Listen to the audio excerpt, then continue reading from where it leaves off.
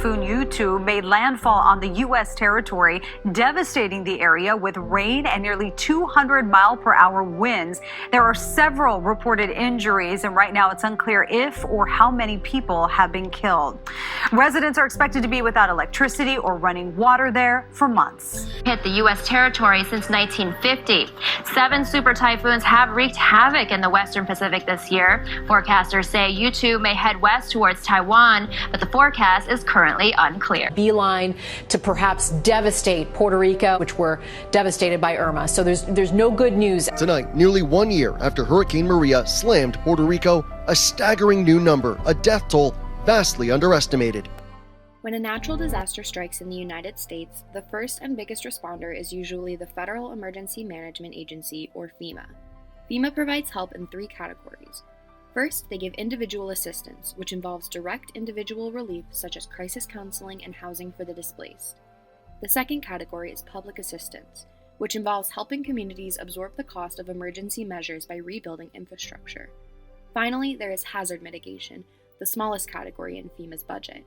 These mitigation measures aim to prevent or lessen the impact of future natural disasters. Although FEMA's budget may seem large, it only covers a fraction of the cost of a natural disaster. For example, in 2017, FEMA funds totaled around $7.3 billion, whereas damage from Hurricanes Harvey and Irma alone amounted to almost $200 billion. FEMA allocates funds based on congressional and presidential approval. Congress chooses how much money gets allocated to FEMA's disaster relief program annually, and the president chooses whether or not those funds are applicable to the disaster at hand.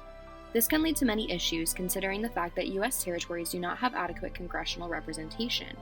In addition to this, many grants such as food assistance programs operate differently in the territories than the United States.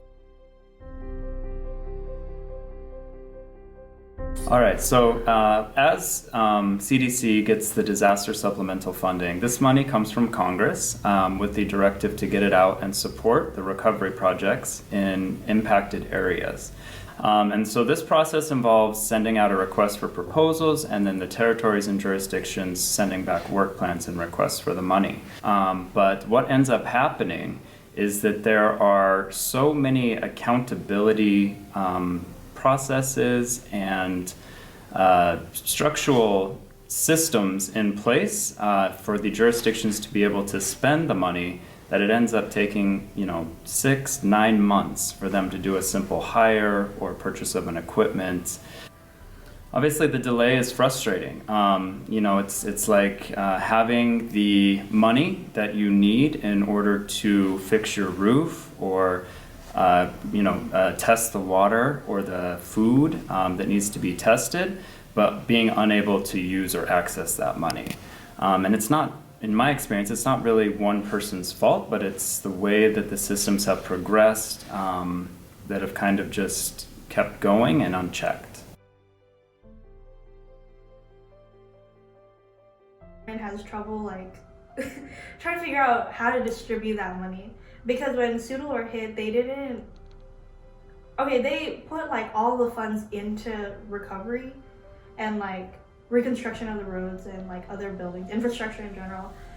And because of that, the years after or the following months, they suffered in terms of managing the budget because things weren't being distributed properly. It really helps after the catastrophe, FEMA did attempted to uplift the burden of the communities, but we had enough money, we just didn't have enough resources, and we didn't know how to allocate them. Coverage. So for example, if a big hurricane hits Puerto Rico, everyone here knows about it. Everyone's so ready and willing to help. But when a really strong typhoon or hurricane is what they call it here, I guess, when that hits any of the other islands out in the Pacific, Guam, Saipan, Tinian, and Rota, no one really knows about unless you actually put in the effort to put it out there.